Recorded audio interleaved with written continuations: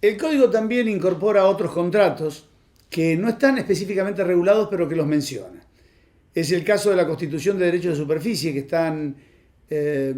referenciados en el artículo 2119, porque habla de los derechos de superficie y uno de los modos de constitución de estos derechos es el contrato. Lo mismo con los derechos de garantía, 2185, con la hipoteca, el 2208, y la prenda, el 2219. Es decir, no hay regulación de estos contratos, pero estos derechos reales pueden ser constituidos por contratos, de donde tendremos que ir al régimen general de autonomía de la voluntad para conformación de estos contratos. Y entre los contratos típicos mercantiles no regulados están el contrato estimatorio y la comisión. Sin embargo, pueden encontrarse algunos rasgos de estos contratos dentro de otros contratos. Se mantiene también en el nuevo código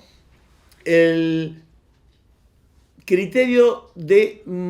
sostener algunas leyes especiales, típicamente mercantiles, que no se modifican. El caso de la transferencia de establecimientos comerciales industriales, conocida como Ley de Transferencia de Fondos de Comercio, que es una ley del año 1934, fíjense ustedes, la ley 11.687, el caso del seguro, la ley 14.718, se mantiene incólume, la ley de tarjeta de crédito, la 25.066, la ley de transferencia de tecnología, la 22.426, la ley de sociedades cooperativas, 20.337, y la ley de concursos y quiebras, 24.522, no se modifican y se respeta su régimen. Además, también, como lo señalé, quedan dentro del código las normas de título valores, con respeto a las leyes especiales, el decreto ley de letra de cambio, vale y pagaré, sigue rigiendo, la ley de cheques sigue rigiendo, las leyes vinculadas a los agentes auxiliares del comercio autónomos, el caso de corredores, martilleros, despachantes de aduana, agentes del seguro, agentes del mercado. Bueno, todo eso se mantiene con sus propias regulaciones. La ley de sociedades con reformas se mantiene en el 90% de su articulado y como ley general de sociedades. El régimen de derechos intelectuales se mantiene, patentes, marcas, designaciones, la ley de navegación y el código aeronáutico. Así que cuando se dice o se pregunta qué queda del derecho mercantil en el nuevo código, yo digo y respondo, queda muchísimo. Y queda prácticamente todo lo que había en el derecho mercantil. Y en algunos casos con una presencia más fuerte que la que tenía en una legislación autónoma, porque al incorporarse al código extiende muchas de sus pautas y muchos de sus principios a otros institutos que eran considerados originariamente civiles, o también expande un régimen de opciones en algunos casos y de obligaciones y cargas en otros a sujetos que no tienen el carácter de comerciantes. Un tema importante para tener en cuenta es lo que ha ocurrido con la reforma a la ley de sociedades. Porque, fíjense ustedes, la importancia que ha tenido esta reforma a la ley de sociedades, que confirma que el legislador ha elegido la figura societaria solamente y exclusivamente para aquellos casos donde, debajo de la organización jurídica, exista una verdadera empresa. Al eliminar las sociedades civiles y al impedir que la definición que el Código Civil tenía de sociedades civiles, donde no se exigía para reconocerle la personalidad jurídica la existencia de una empresa, sino que solamente permitía distribuir la utilidad de lo que se pusiera en común por parte de los socios, a diferencia de lo que ocurre con la ley 19.550, donde los aportes que los socios realicen deben afectarse a la producción de bienes y servicios para el mercado. Hoy, la figura societaria solamente es admitida si hay empresas, si no pierde la tipicidad de la propia definición. otro avance enorme en el derecho mercantil, en el derecho de asociación, porque unifica exclusivamente en el concepto de la empresa la posibilidad de recurrir a la figura societaria. Se unifica entonces el régimen societario, no hay más sociedades civiles y comerciales, simplemente hay sociedades, pero son aquellas reguladas por la antigua ley de sociedades comerciales, que hoy es denominada Ley General de Sociedades. Se incorpora la sociedad de un solo socio, la sociedad unipersonal. Se mantiene el régimen de personalidad jurídica con restricciones iniciales en el caso de los entes ideales. Fíjense que el artículo 54, párrafo 3, sobre inoponibilidad de la personalidad jurídica, es un instituto que se proyecta en el artículo 144 del Código, aplicable y extensible a todas las figuras que generan personas jurídicas de derecho privado, algo que era nada más que del ámbito comercial. Se modifica el régimen inscriptorio. Al derogarse el Código de Comercio, se incorpora en la Ley de Sociedades Comerciales, con la reforma de los artículos 5 y 6 de ese cuerpo legal, ahora denominado Ley General de Sociedades, todo un mecanismo inscriptorio con los plazos, con los efectos y con los legitimados. Se altera el régimen de nulidad, desaparecen del sistema societario las nulidades por atipicidad y por omisión de requisitos esenciales no tipificantes, creándose una reforma con un sistema nuevo en esta sección 4, que antes se denominaba,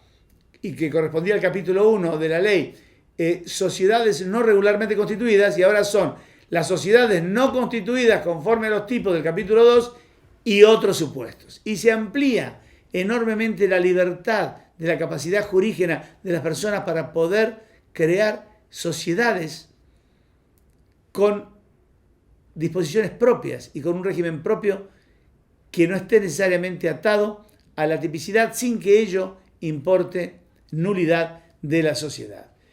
Se cambia el régimen de sociedades irregulares. Ya la falta de inscripción en el registro público de comercio de las sociedades, registro público de comercio que desaparece y que será reemplazado por un registro público que en algún momento el legislador organizará y dictará una ley al respecto, también disponiendo quiénes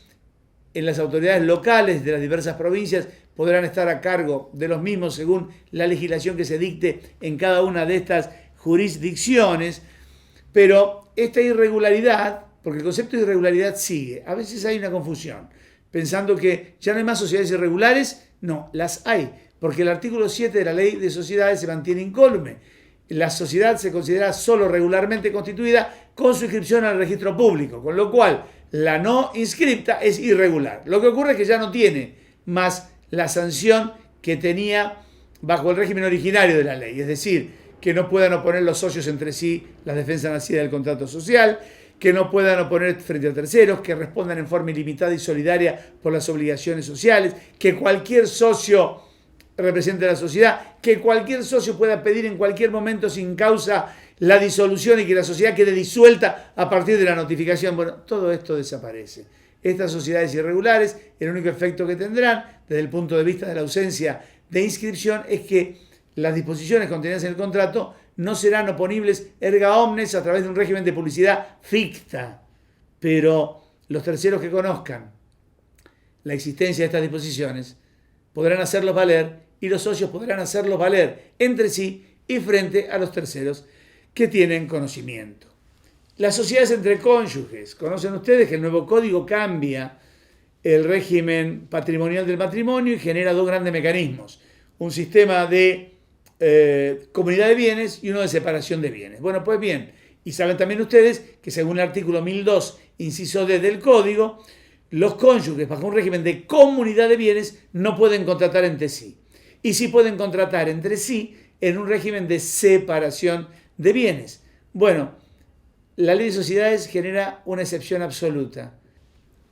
Los cónyuges pueden constituir cualquier tipo de sociedades, aún las de la sección 4. Es una excepción clara al artículo 1002, inciso D, que impide a los cónyuges contratar cuando están bajo régimen de comunidad. Conclusión, bajo cualquier régimen patrimonial, comunidad de bienes o separación de bienes, los cónyuges pueden contratar entre sí para constituir exclusivamente sociedades de cualquier tipo, incluidas las de la sección 4. En materia de disolución y liquidación hay una importante reforma, porque primero, al aceptarse la existencia de la sociedad unipersonal de un solo socio, la reducción a 1 del número de socios ya no es una causal disolutoria. Y aparte se permite reactivar la sociedad aunque esté disuelta y aunque esté en estado de liquidación y aún aunque esté totalmente liquidada mientras no se haya inscrito en el registro público la cancelación de la matrícula. Esta situación de última instancia para volver a la vida activa a una sociedad que se está liquidando está incorporada en una reforma que la ley 26.994 introdujo en el artículo 100, por la cual las sociedades, a través de una decisión de su órgano de gobierno, residual porque estamos en etapa liquidatoria, después de la disolución, pueden remover las causales disolutorias, ¿no es cierto? Y en la medida en que exista aptitud, ¿no es cierto?, y viabilidad para que se pueda desarrollar la actividad económica de producción de bienes y servicios que tiene la sociedad y que esta viabilidad sea económica y social, podrán volverse a la vida de estas sociedades removiendo la causal disolutoria. Cuestión que también se proyecta, y de aquí otra norma mercantil en el código, en el cuerpo principal del código, en el caso de las personas jurídicas privadas, donde la reconducción, el Instituto de Reconducción, que regula el código en el cuerpo principal, no está vinculado solo al vencimiento del plazo, como es el caso del artículo 95 de la ley 19.550, sino a cualquier causal disolutoria. Esta posibilidad de volver a la vida activa a personas jurídicas privadas que se encuentran en estado de liquidación y aún totalmente liquidadas mientras no se haya inscrito finalmente la cancelación de la matrícula. Un detalle sobre la sociedad unipersonal, que es una cosa que genera en muchos de ustedes inquietud. Una de las preocupaciones que la presidenta tenía cuando dicta el decreto 191/2011 es que le pide a la Comisión que se regule la sociedad unipersonal pensando en la idea de que estas sociedades unipersonales permiten limitar la responsabilidad del empresario pequeño y mediano y que favorece las inversiones. Así, la Comisión tomó este encargo, pero lo cierto es que lo que se ha sancionado en la ley no ha respetado esta idea, sino que por el contrario, se permite la constitución de sociedades anónimas unipersonales, pero exclusivamente bajo la estructura de la sociedad anónima, es decir, una estructura pensada para la gran empresa industrial. Pero aparte de eso, en su paso por el Poder Ejecutivo, la visión originaria de los legisladores que permitían la constitución de sociedades unipersonales bajo cualquier tipo, y aún bajo la sección 4, es decir, estas sociedades libres, donde las partes pueden elegir las normas a las cuales se van a ajustar, fue modificado y se incorporó que estas sociedades solamente pueden ser constituidas, como dije, bajo el tipo de sociedad anónima y que estarán comprendidas dentro del artículo 299 de la ley, es decir, sujetas a fiscalización estatal permanente, de donde tendrán que contar con un directorio plural integrado al menos por 3 miembros y por una comisión fiscalizadora de síndicos integrado también por 3 miembros. Es decir, que la idea de brindar un instrumento para permitir sociedades unipersonales que desalienten a los constituyentes a buscar testaferros para constituir las llamadas sociedades de cómodo, donde se busque un testaferro o una segunda persona que en realidad no es la verdadera titular del capital, sino que nos presta su nombre para poder cumplir formalmente con la pluralidad, se intenta generar a través de una estructura donde esta persona, en vez de buscar un cómplice, tiene que buscar 6. Es decir, el instituto no fue logrado. Pero sí sirve. ¿Para quiénes? Para los grandes grupos empresarios, para las empresas multinacionales, porque a través de este régimen permitirá la constitución de las subsidiarias totalmente controladas. Es decir, sociedades importantes o grupos empresarios podrán desarrollar actividades específicas a través del fraccionamiento del capital mediante la conformación de sociedades unipersonales que generen empresas o sociedades subsidiarias totalmente controladas. Los contratos asociativos dijimos que están en la Ley de Sociedades desde la época de la Ley 22.903 del año 1982, se van en grupo a el cuerpo principal del Código por lo que son verdaderos contratos asociativos que no son sociedades. Y la propia regulación contenida en los artículos 1442 en adelante del Código señalan claramente que estos contratos no son sujetos de derecho, no dan origen a un sujeto de derecho, no son sociedades, ni se les aplican a ellos las normas en materia de sociedades. Resumiendo, redondeando, cuando se pregunta hoy qué queda del derecho mercantil o cómo queda el derecho mercantil dentro del nuevo Código Civil y Comercial de la Nación, tenemos que ser muy claros y señalar que ha quedado con un protagonismo enorme y que tenemos que tener en cuenta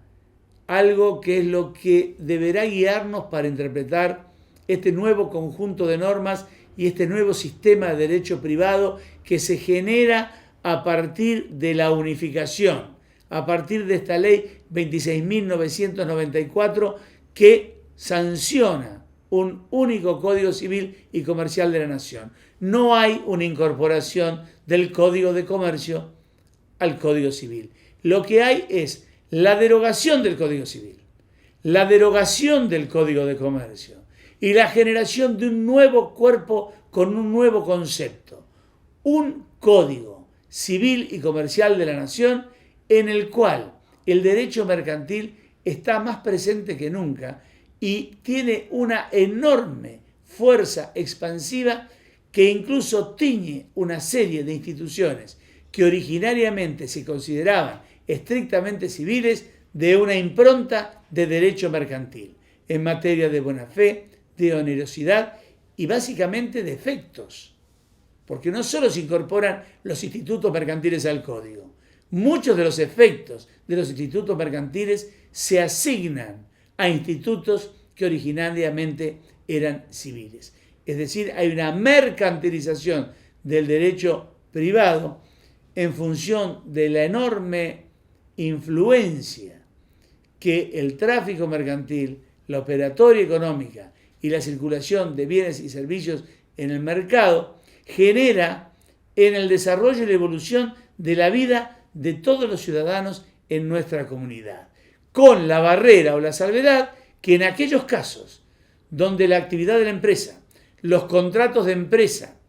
o el desenvolvimiento de la actividad empresaria en el mercado afecte o vincule a terceros que no tienen una actividad económica organizada y que son destinatarios de los bienes y servicios que la empresa genera o presta,